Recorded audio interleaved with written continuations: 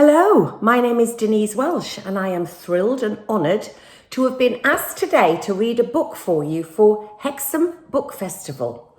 Obviously things are a little bit different and we can't get to go to the festival, but it's been a lovely treat for me to be asked to read you a story. And today I'm going to read a story called The Day Granny's Knickers Blew Away by Grant Koper. You ready? We've got some lovely illustrations here as well, some lovely drawings by Charli Robinson. So I'll show you a few of those as well as we go along. Okay, here we go. The Day Granny's Knickers Blew Away by Grant Koper. Every Sunday afternoon, come rain or come sunshine, my old granny, Granny Moon, gets out her washing line. She puts the clothes in the machine and waits around indoors. There's Granny Moon with her washing machine.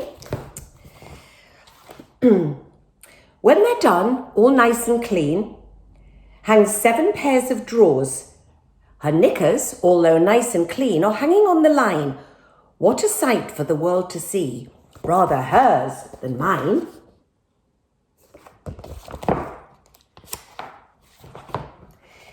Now, one eventful Sunday day, the washing she did do, and as she hung her knickers up, a wind began and blew.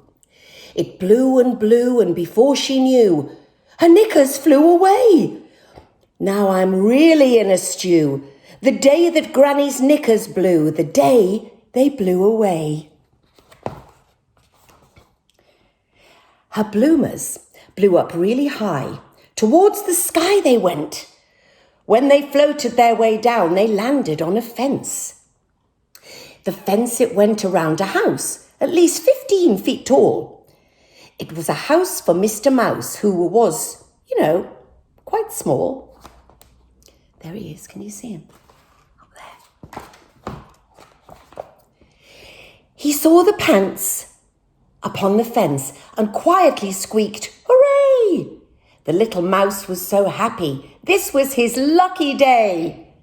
He'd been stuck there way up high for well over 2 weeks. He had no way to get back down and no one heard his squeaks. He grabbed the drawers with his tiny paws and held with all his might. He held his breath and closed his eyes and then began his flight. He used her knickers as a parachute. What would the neighbours say? You've not seen a sight so cute. The day that Granny's knickers blew, the day they blew away.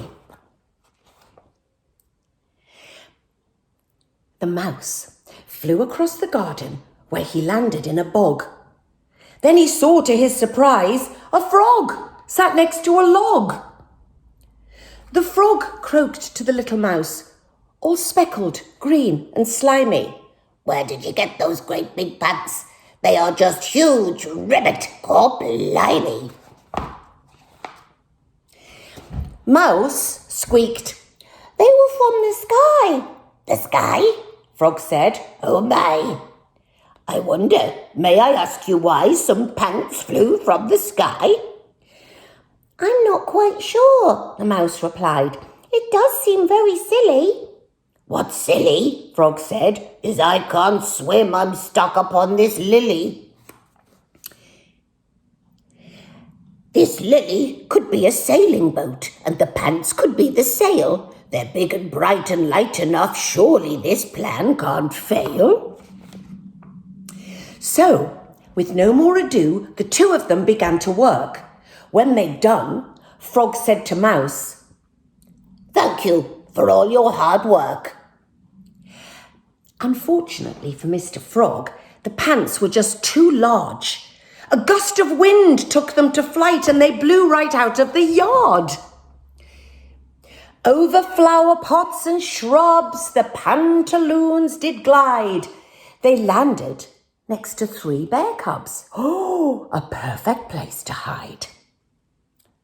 The 3 small bears were in the woods looking for some honey, but they were tired and really should have have been back home with Mummy. But their home was miles away. Oh, I really need a nap. A short break in these knickers first, and then we'll head straight back. One by one, the three bears went into the knicker tent. Would you have guessed a knicker tent in that three bears all went? Inside, they were quite warm and snug, all peaceful as they lay.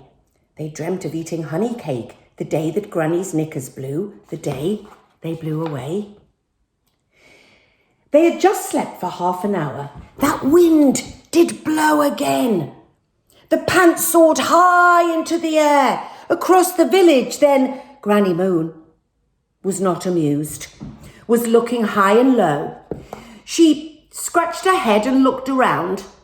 Where did my knickers go? When all of this commotion came was on a special date. On this specific day in May was the little village fete. Mrs. Banks from number 9 was head of the committee, but she'd let one thing slip her mind, and it was such a pity. The cake stall, that was so well stocked and looking rather posh, was missing one important thing: a frilly tablecloth.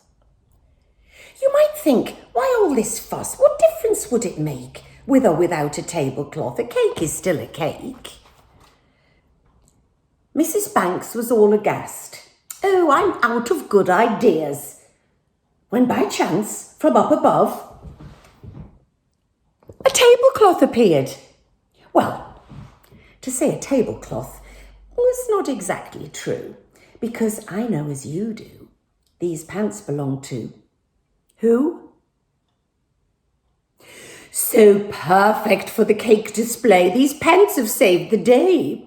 No one will know what these are for. The day that Granny's knickers blew. The day they blew away. The cakes did sell throughout the day, and soon there were no more. And this time Granny Moon arrived and was amazed at what she saw. Oh, my knickers are a tablecloth. I can't believe my eyes. If she'd have known where they had been, she'd have a big surprise. A parachute for a small mouse to get down from a wall. A sailboat for a speckled frog who couldn't swim at all.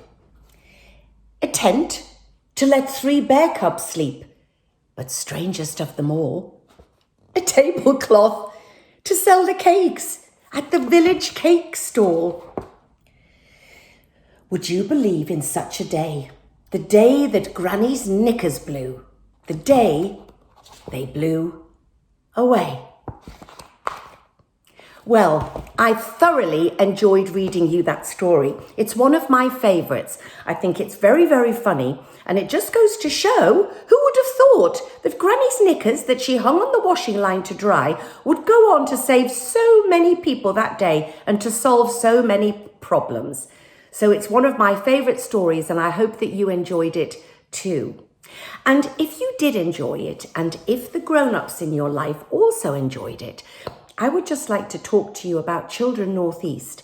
Now, I hope that all of you who've been listening to this story have a home to live in and a lovely roof above your head, and that you're nice and warm, and that you've got some lovely food in your belly, or that you're looking forward to some nice food.